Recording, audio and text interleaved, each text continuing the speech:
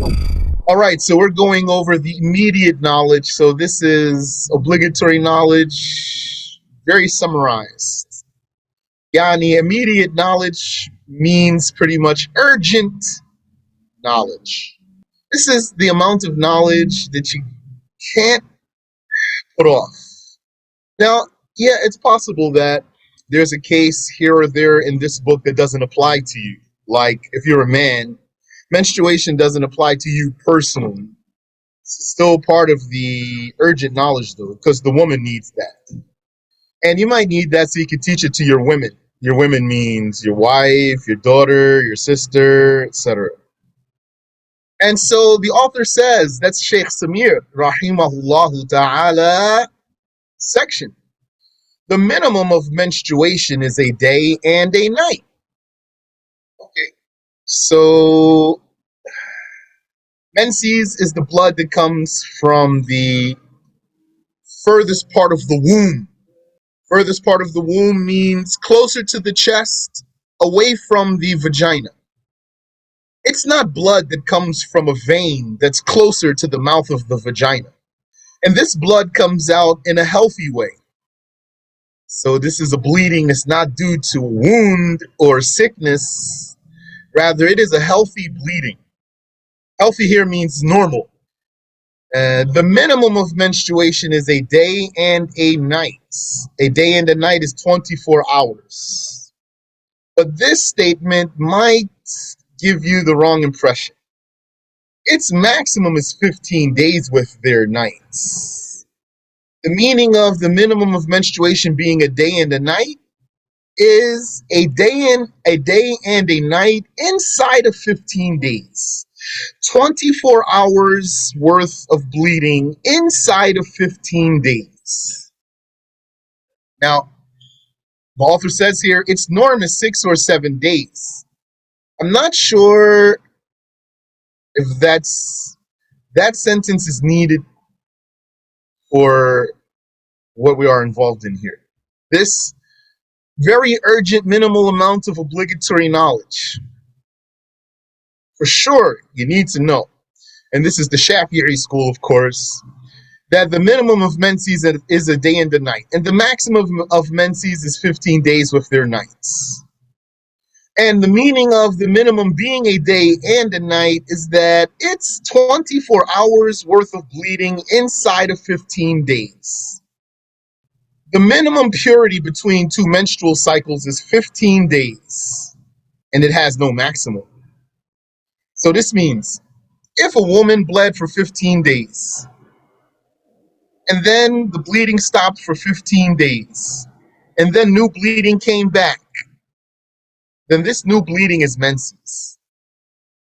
Because she has fulfilled the minimum of purity, 15 days. But if a woman bled for 15 days, and then she saw purity for 13 days, let's say, and then she saw bleeding again, then this period here, this blood here, this new blood is not menses. It's not menses. Because the minimum purity between two menstrual cycles is 15 days. So once it was that she only saw purity for 13 days and then she saw blood again, that means that this new blood is not the second menstrual cycle. It's the sickness bleeding. And it has no maximum, this purity, which means that a woman might menstruate once in her life and never menstruate again. Or she might menstruate once per year, or once every few years, for example, or once every few months. Okay, but there's still something that needs to be unpacked here, as I'm trying to keep this very brief. But feel free to ask your questions. The minimum of menstruation is a day and a night. Okay, so you know what this means. A day and a night is 24 hours, and you know this means 24 hours that could possibly stretch over 15 days. 24 hours distributed throughout 15 days. So let me give you a scenario or 2 or 3. So a woman saw bleeding on Monday, at 12 p.m. for 5 hours. And when we say she saw the bleeding at 12 p.m., now does that mean, this question goes back to your common sense, does that mean that the moment she saw it is the moment it started? Who can tell me the answer for that? Does that mean the moment she saw it, we said she saw it at 12 p.m. Monday. Does that mean the moment she saw it is the moment the bleeding started? No, it could have been bleeding before she saw it. Yes, correct. That's correct. It's not a condition that she saw that it started bleeding the moment she saw it. But the rule is that she starts counting from when she sees it. That's it. She starts counting from when she sees it. So that's why what if a woman woke up at Fajr time, Yani, when she went to sleep, she was menstruating. She didn't pray Isha. And she woke up at Fajr time to find that there's no more bleeding. Does she have to make up Isha prayer? The answer is no. So if you were to say, but maybe her bleeding stopped before Fajr came in, it's not going to stop just at the moment she saw it. The answer is, the rule is she goes by her seeing. And the example I just gave you now, you can use that to gauge other cases. Okay, so the minimum of menstruation is a day and a night. A day and a night means 24 hours, and you know that means that these 24 hours could be distributed throughout 15 days. So we started a scenario. She saw bleeding on Monday at 12 p.m. So just from when she saw it, Annie, she went to the bathroom, she saw that, and she looked right at her watch, says, oh wow, look at that, 12 p.m. on the dot. Minute hand, second hand, and hour hand, all there on the 12th. Okay, for 5 hours. And then it stopped. So since that's not 24 hours, then she's not going to consider that menses. But she was considering it menses when it first started. Meaning, the rule is when the woman sees this bleeding, she assumes that it's menses. Although, just by the very first sight of it, she hasn't even fulfilled the condition of it being menses. She hasn't fulfilled the condition of it being menses, but she's going to assume that it is menses. How she didn't fulfill the condition of it being menses, because when she just first saw it, then that's not 24 hours. It's just the first moment right there. But in that first moment, she's going to assume that it is menses. And in our scenario here, it lasted only for 5 hours and then it stopped. Now, if this bleeding never comes back, that means that this was not menses, although she assumed it was when it started. But it never came back and it didn't even reach 24 hours, so then she knew it wasn't. So she does not have to perform a ghusl after these 5 hours because the ghusl is for menses and she didn't have a menses. So all she has to do is make istinja and make wudu and make up anything that she missed while she was bleeding, assuming that it was menses. While she was assuming that this bleeding was menses, she left out prayer or maybe she left out fasting. So she's going to make that up. So then on Tuesday, came back again at 12 p.m. and lasted for 5 hours. So that's 2 days so far, Monday and Tuesday, that's 2 days. And the hours of bleeding are only 10 hours.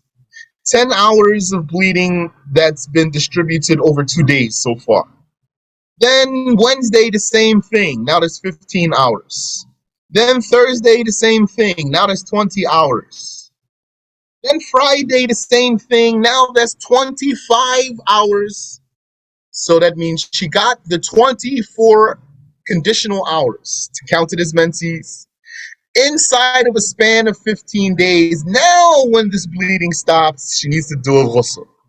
And if it comes back, then she knows that she's still menstruating. And if it stops again, then she needs to take a ghusl because she already got her 24 hours inside of 15 days. And if it comes back, then she knows that she's still menstruating. And whenever she knew that she's still menstruating, then any worship she did inside of the clear period is not valid, because really she was still menstruating. It's just that sometimes menstruation has intermission. Sometimes a menstrual period has intermission, one or more. So she has a 15-day window for her entire menses. Throughout these 15 days, it's possible that she experiences intermission, but this intermission is still menses as long as it comes back inside of the 15 days. So if you have any questions so far, let me know. He says the minimum purity between two menstrual cycles is 15 days. Okay, so the minimum of menstruation is a day and a night. You know what that means now. Doesn't mean 24 consecutive hours. Its norm is 6 or 7 days. That's true. That's a true fact. There is a benefit in this fact. Yani, we could elaborate here.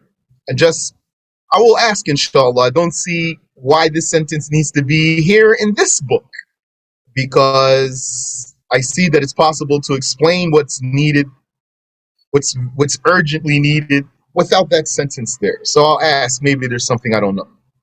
Then we said the minimum purity between two menstrual cycles is 15 days. We explained that. And it has no maximum. Yani, she might never menstruate again. So her purity period has no maximum. We explained that. So that's extreme summarization of rules of Menses there. I'll answer your question in one moment, inshallah. The minimum the minimum postpartum bleeding is 1 drop. So that means any blood that exists there. And the postpartum bleeding is the bleeding that happens after the womb is emptied, not while delivering, not while still pregnant, after the womb is emptied, even if she had a miscarriage and then she had vaginal bleeding after the miscarriage. This is postpartum bleeding. The minimum of postpartum bleeding is 1 drop. That means any blood that's there. Its norm is 40 days. Same thing here. I personally don't see that it's necessary to mention this fact for just the urgent amount of information to understand. And its maximum is 60 days. Okay. I won't elaborate more there, but if you have a question about it that makes me elaborate, then feel free to ask. But there's a question here. What is the significance of that norm? So, Yani, there's benefits that can be taken out of the statement. For example, in the first place, what does norm mean? Well, you might say it means her normal menses, her habit of menstruating. Yes, but don't forget the woman's normal menstrual cycle. That's first of all relative. That's each woman has her own. And her normal menstrual cycle means the time of bleeding and the time of purity. The time of bleeding and the time of purity. So, if she has normal frequency of bleeding, that means she's going to bleed every month, 6 or 7 days every month. And this means that her purity is going to be 26 or 27 days. 26 or 27 days. Her purity is going to be 26 or 27 days. So a woman's norm, her normal menstrual cycle is her normal time or duration of bleeding and her normal duration of purity. So if her own personal norm is to menstruate for 5 days per month, it means then she's going to be pure for 25 days. But what if she's a woman, she bleeds for 5 days when she menstruates, but she's pure for 3 months, and then she bleeds for 5 days, and then she's pure for 3 months, and then she bleeds for 5 days, and then she's pure for 3 months. So then this is her norm. So when you say the woman's norm, when you talk about rules of Menses and you talk about a woman's norm, don't forget that really her norm also incorporates how long her purity period is. This talk that I'm giving you now I don't see that it's necessary for understanding the urgent amount of information to make you a functional Muslimah, to make someone a functional Muslimah. Is there a minimum and or maximum age for menstruation for women? Yes. The minimum age for menses is approximately 9 lunar years. And I'm not going to say maximum age for menses. No, not maximum age for menses. Rather, instead of saying it that way, the normal age of menopause. The normal age of menopause is 60 years old. 60 years old. We're talking lunar years. I mean, but not. It's not right to say the maximum age at which she can menstruate is, because maybe she would menstruate for the rest of her life. Maybe she's a 90-year-old woman, she's still menstruating. It's possible. So that concludes the book of purification altogether and brings us to the chapter of prayer. And the first thing to talk about in the chapter of prayer is the times of prayer, which now, inshallah, maybe most of you are pretty good at. I hope so. Yani, in our sessions, we've covered prayer times. If you've been studying with me, we've covered prayer times in different lessons many times. So hopefully, inshallah, yani, this is very familiar and easy for you. So the beginning of Dhuhr prayer, which is the noon prayer, is the declination of the sun. Declination means setting, going down, declining, going down. Going down? Yes. When does the sun go down? Okay. That's a good question, because usually if you say sun's going down means like it's about to be nighttime. So I'm saying now, when the sun starts to go down, when the sun first starts going down, when does the sun first start going down? After it got as high as it's going to get. Because the sun goes up and reaches a point where it's not going to go any higher.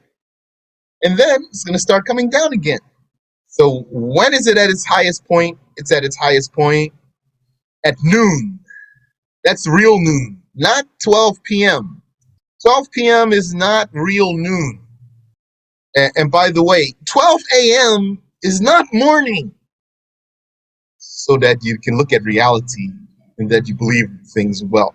Might be your habit if it's one, as they say, 1 in the morning, 2 in the morning, 3 in the morning. It's not morning time. That's from the kuffar. God always say so many wrong things. Someone might say, I'm digressing here. Someone might say, no, it's not wrong. It's just like for official purposes, like, just so that businesses and things can run, and it's just official purpose. There's no need for it. I'd say to them, there's no need to call that morning. It's not morning time. It's nighttime. And yani, people believe it's morning time because of the so-called official designation here. Because it's an official designation here, people believe literally it's morning time. It's not even morning time. So that's what happens when you're a kafir. You just believe all kinds of stuff. Even if you don't, yani, despite what you see with your own eyes. It's nighttime according to your own eyes. And you're going to say, it's morning time. What's wrong with you? So anyway, the beginning of Dhuhr prayer is the declination of the sun. That means when the sun doesn't go any higher. So what's the highest is going to get? The highest is going to get is zenith. That's real noon. When the sun gets to its highest point of the day. Then it won't go any higher. Then it's going to start coming down. Some people say, but why can't we just use a clock? And because the religion didn't make these judgments based on a clock. And don't you know, so many people in the world don't have clocks? I heard this question more than once. This question shows how much person has limited scope, limited world view. Because you're only going to ask this question if you think everybody in the world has a clock. So that the rules should be based on a clock. It doesn't go that way. So it's based on the sun. Someone might say, well, what time is the zenith? so that I can use my clock. So that's going to depend on where you are in the world, and it's going to depend on your season also. This varies throughout the seasons, even in one place, let alone the various places in the world. So the rule goes by the sun and by whatever follows the sun here, like the shadows. Might be able to use the shadows to know that the sun started declining from its zenith instead of using a clock. It's just like how some people say, why don't we just say for istinja using toilet tissue? A lot of people in the world don't have toilet tissue. Maybe most of the people in the world, I'm guessing. I don't have a proof. I don't have a statistic. So the beginning of Dhuhr prayer is the declination of the sun. All right, that's clear. You can ask if you have a question. And its end is when, or we can say any. And its end is when any shadow is as long as the object casting it. And its end is when any shadow is as long as the object casting it, plus the length that the shadow had when the sun was at its zenith. Okay, so on a clear day, when the sun is out, that means there's going to be shadows on the ground.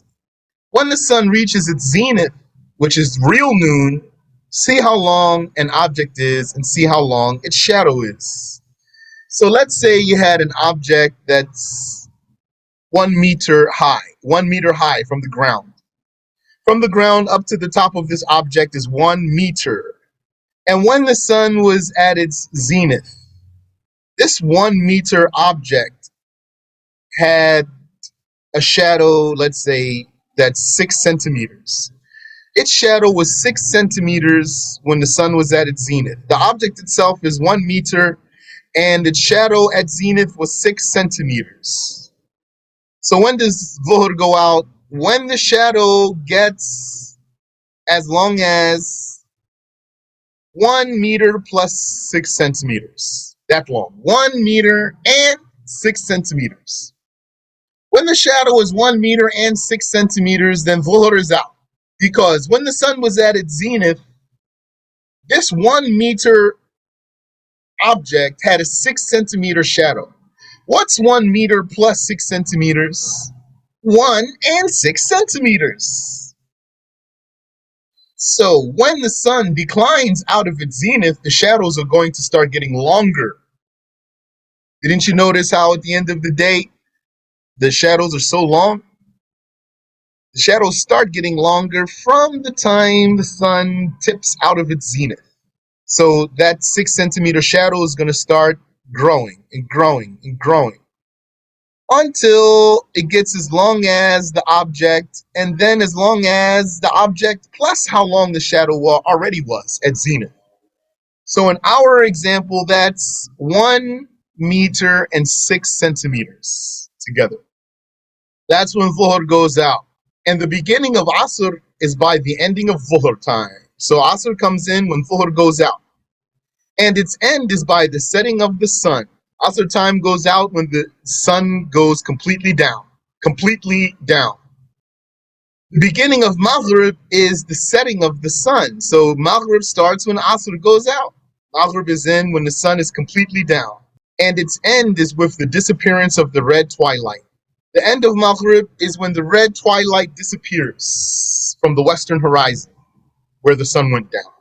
The beginning of the time of Isha is the setting of the red twilight. Yani Isha comes in when Maghrib goes out. And its end is by the breaking of the true dawn. The true dawn is a light across the eastern horizon. Not up, rather across the horizon. This light across the horizon, that's the first appearance of dawn. Then Isha is out and Fajr is in. The Fajr you can also call it Subh. And the beginning of the dawn prayer, Subh, is the appearance of the true dawn that we just described now. So Subh, aka Fajr, comes in when Isha goes out, and its end is by the rising of the sun. And the rising of the sun here means, or we could say sunrise, by sunrise. Sunrise here means the tip of the sun appears over the horizon. As soon as even a little piece of the sun appears over the horizon, then Fajr is out. And those are the 5 prayer times very briefly. If you have a question, feel free to ask, please. Section. Anyone who slept through one of the 5 prayers or forgot it, or he forgot to pray one of his prayers because he was working, he was busy, something, he was distracted. Then when he finally looked at the time and said, "Oh man, the prayer is out, subhanAllah." So that's not negligence right there. There's no sin here. He has to make it up, and he has no sin. He has to make it up before he dies, according to the Shafi'i school. Not immediately, like some schools said, though. Some scholars said he has to make it up, not immediately per se, but before he prays the next prayer. Before he prays, he has to keep his prayers in order. So since he has to keep his prayers in order, then he has to pray that prayer that he slept through or forgot before he prays the current prayer. Supposing the current prayer came in. Supposing a prayer came in. Like he slept through Fajr altogether. Now it's Dhuhr time. According to Ash-Shafi'i, you're allowed to pray Dhuhr without praying Fajr first. You need to pray that Fajr before you die. If you die without praying it, a major sin will be written against you. According to others, you need to pray that Fajr before you pray Dhuhr. Because it's only a little bit of prayers, not like many, many days of make-up prayers. It's like one prayer here in our example. So it's not difficult for you just to keep your prayers in order. But even according to the Shafi'i school, it's better for you to make up those prayers immediately. So whoever slept through one of the 5 prayers or forgot it has to make it up. And he has no sin. And whoever left out the prayer intentionally has sinned a major sin and is obligated to make it up immediately, can't delay it, except for an excuse. What's going to be an excuse for someone who missed his prayers without an excuse? What's an excuse to not be making up a prayer that you missed without an excuse? Like, you need to sleep, or you need to eat, or you need to go to the bathroom. Like, also, you need to go to work. That is an excuse. Because if you don't go to work, you're going to get ruined and become homeless. Then you're going to be making up your prayers on the sidewalk. You'll be making up your prayers on one of those grates where the steam come out in the wintertime. So you're allowed to go to work, that means you're allowed to run your errands that you need to run. That's an excuse. That's an excuse. When I say an excuse here, I don't mean you're not sinful. I don't mean that. I just mean, I don't mean you're not sinful for not praying when you were supposed to. I'm not saying since you had to go to work, then your sin is dropped for not praying on time originally. I'm not saying that. I'm saying originally, if you missed your prayer without an excuse, you need to make it up immediately. So what that means is you're not going to be watching TV. You're not going to be playing on your phone. You're not going to eat a second plate, even if the food was so delicious. And you're not going to sleep extra. Rather, you're only going to eat as much as you need to so that you can stand and pray. And you're only going to sleep as much as you need to so that you can stand and pray. And you need to go to the bathroom, and then come back and stand and pray. And if you need to go to work or do some other errands that you need to do so that you won't be ruined, then you do those. And when you're done, you stand and pray. That's what you do if you missed your prayers without an excuse. Make them up immediately. All of them. And if you were to say all of them, but what if I have years of prayers that I need to make up? So that means you got to get busy. You got a lot to do. So what are you going to do? Wait more? You already missed them. You already had your fun. Khalas. You worried about having some fun now? You can't have some fun? You had your fun. That's how you missed all your prayers. Now you're ready to repent? So khalas. Say that fun time is done and gone now. Now I have another different fun time, which is enjoying this obligation of making up my prayers nonstop. Saying that you need to make up those prayers immediately, that's like if a person has a debt that's due. What are you supposed to do? Pay it. You're going to say, I know my debt is due. And I do got the money right here in my wallet, but I just want to procrastinate and not pay my debt. Can't do it. It would be haram.